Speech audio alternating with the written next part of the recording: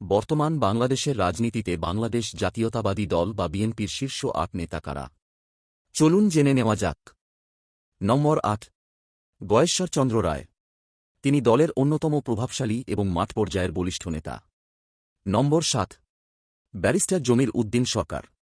প্রবীণ এই নেতা জাতীয় সংসদের সাবেক স্পিকারও ছিলেন। নম্বর ৬, ডা খন্দকার মোশাররফ হোসেন। তিনি বিএনপির নীতিনির্ধারণী স্থায়ী কমিটির অন্যতম জ্যেষ্ঠ সদস্য।